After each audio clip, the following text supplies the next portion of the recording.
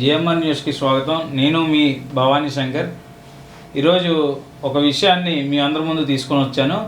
ఒక అసత్యాన్ని తీసుకొని వచ్చి ప్రజల్లో ఏదో విపరీతమైన న్యూస్ని స్ప్రెడ్ చేయాలని చెప్పేసి కొన్ని ఎల్లో మీడియా అంతా కూడా ఉచితంగా పేపర్లు వేసి ప్రతి ఇంటికి పేపర్లు పంచుతూ ఆఖరికి బిజినెస్లన్నీ కూడా మొత్తం కుప్పకూలిపోయిన పరిస్థితిలో ఉచితంగా పేపర్లు ఇచ్చి ప్రతి ఒక్కరికి ప్రజల్లో ఏదో నెగిటివ్గా గవర్నమెంట్ మీద స్ప్రెడ్ చేద్దామని చెప్పేసి చాలామంది చాలా ఇబ్బందులు పడుతున్నారు. కానీ అలాంటివన్నీ మరి మనలాంటి వాళ్ళు చెప్పడానికి ఉన్నాం కదా.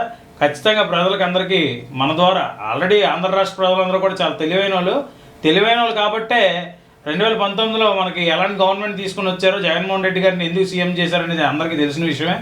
దీనికోసం ప్రజలు మభ్యపడిపోరు. కాకపోతే కొంతమంది ప్రజలకి తెలియబడదు అనుకుని మీ ముందుకు వచ్చాను. సచివాలయాన్ని ఏదో తాకట్టు పెట్టేశారు జగన్మోహన్ రెడ్డి గారు.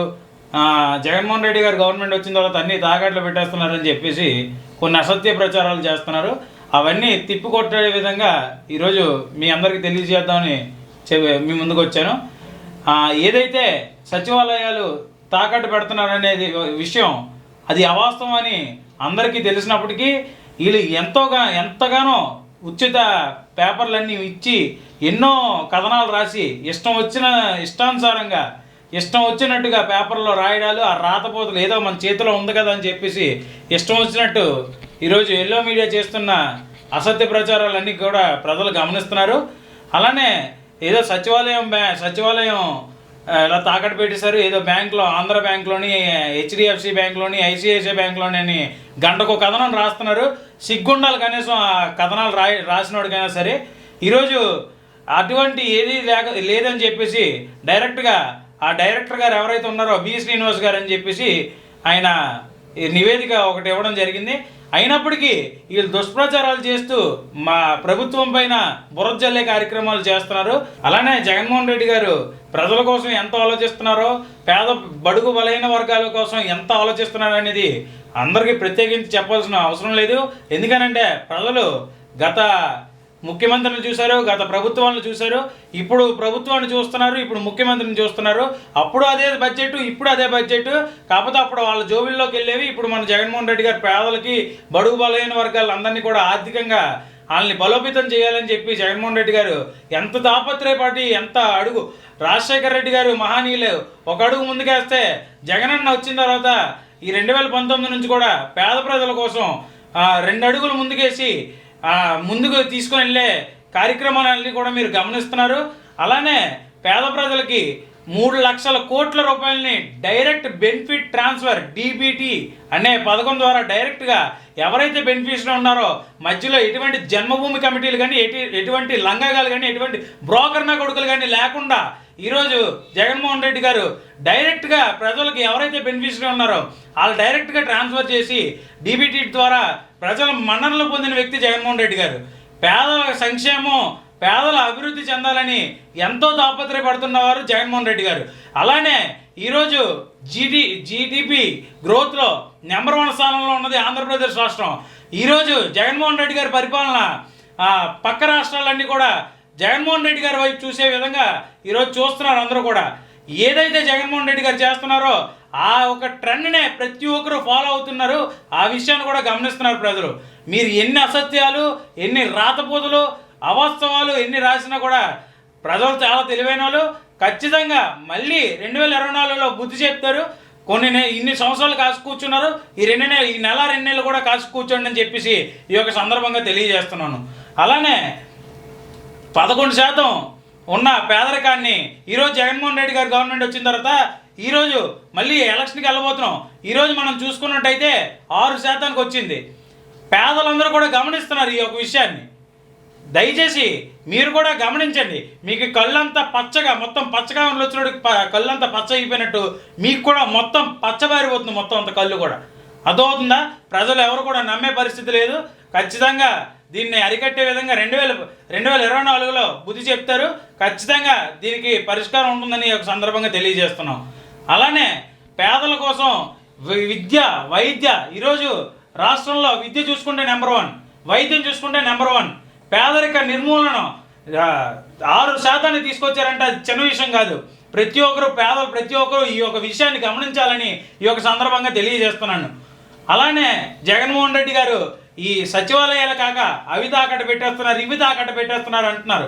ఈరోజు జగన్మోహన్ రెడ్డి గారు వచ్చిన తర్వాత ఇరిగేషన్ డిపార్ట్మెంట్లో ఎన్ని ప్రాజెక్టులు పూర్తి చేశారు. ఈరోజు జగన్మోహన్ రెడ్డి గారు వచ్చిన తర్వాత ఎన్ని కంపెనీలు మన రాష్ట్రానికి తీసుకొచ్చారు. ఈరోజు జగన్మోహన్ రెడ్డి గారు వచ్చిన తర్వాత ఎన్ని సీ పోర్ట్లు కట్టారు. ఈరోజు జగన్మోహన్ రెడ్డి గారు వచ్చిన తర్వాత ఎన్ని మన ఫిషింగ్ హార్బర్లు కట్టారు అనేది ఒకసారి ప్రజలందరూ కూడా గమనించవలసిందిగా కోరుతున్నాం. అలానే ప్రజలందరూ కూడా గమనిస్తున్నారు. కానీ ఈ ఉచిత పేపర్లు అంటూ వేసి అసత్య ప్రచారాలు చేస్తున్న ప్రతి ఒక్క చెత్త ఎదవాళ్ళందరూ కూడా ఈ యొక్క సందర్భంగా తెలియజేస్తున్నాం. ఖచ్చితంగా మీరు ఎన్ని అసత్య ప్రచారాలు చేసినా 2024లో జగన్మోహన్ రెడ్డి గారు మళ్ళీ సీఎం అవ్వబోతున్నారు. ఖచ్చితంగా ఇది రాసి పెట్టుకోనని ఒక సందర్భంగా తెలియజేస్తున్నాను. అలానే ప్రజలందరూ కూడా గమనించవలసిన విషయం, ముఖ్యంగా గమనించవలసిన విషయం ఏంటంటే రాయపూడిలో అఖిల భారత సర్వీస్ అధికారులు క్వార్టర్స్ GOS నెంబరు 332. ఏమండి ఇది ఒకటి గమనించండి, డేట్ 15/10/2018, 15/10/2018. అంటే అప్పుడు ఏ హయాం ఉందండి? టీడీపీ హయాం ఉంది, చంద్రబాబు నాయుడు గారు ముఖ్యమంత్రి అప్పుడు. ఓకేనా? ఆ ప్రకారంగా 2060 కోట్ల రూపాయలు రుణాన్ని కొన్ని బ్యాంకులు, union bank of India, bank of Baroda మంజూరు చేశాయి. ఇందులోనే 1055 కోట్ల రూపాయలు ఇప్పటి వరకు CRDకు రిలీజ్ చేయడం జరిగిందండి. అలానే 2017వ సంవత్సరం, ఇది కూడా గమనించండి ప్రజలందరూ కూడా, 2017వ సంవత్సరంలో ఎవరైనా ముఖ్యమంత్రి గారు? చంద్రబాబు నాయుడు గారు. హడ్కో 1275 కోట్లను మౌలిక సదుపాయాల కొరకు రుణాన్ని మంజూరు చేసిందండి. అందులో 1151 కోట్ల రూపాయలు మాత్రమే CRDAకు రిలీజ్ చేసింది. రాష్ట్ర ప్రభుత్వం కంఫర్ట్ లెటర్ జారీ చేయడం కూడా జరిగిందండి. అలానే ఇప్పుడు దీన్ని బట్టి మీకు ప్రజలందరూ కూడా గమనించాల్సిన విషయం ఏంటంటే ఇదంతా కూడా గత హయాంలో చంద్రబాబు నాయుడు గారు చేసింది. ఇదంతా కూడా దయచేసి ప్రజలందరూ గమనించండి. ఏపీ CRDA సచివాలయ భవనాలను తాకట్టు పెట్టి ఎటువంటి రుణాన్ని పొందలేదు. ఓకేనా? అలాంటిది ఎటువంటి నిరాధారమైన కథనాన్ని ప్రచురించడంపై ప్రెస్ కౌన్సిల్ ఆఫ్ ఇండియా ఫిర్యాదు చేయడం జరిగింది. ఓకేనా? దయచేసి ప్రజలందరూ కూడా ఈ యొక్క విషయాన్ని గమనించండి. ఇదంతా కూడా జరిగింది గత హయాంలో జరిగింది. 2018-17 అప్పుడు ముఖ్యమంత్రి గారు మీకు తెలిసే ఉంటుంది కదా అందరికీ. ప్రజలందరూ కూడా దయచేసి ఇటువంటి అసత్య ప్రచారాలని అరికట్టడానికి ఈ యొక్క విషయాన్ని అలానే కొంతమంది తెలియని ప్రజలకి అందరికీ తెలియజేయాలని మీ అందరి ముందుకు రావడం జరిగింది.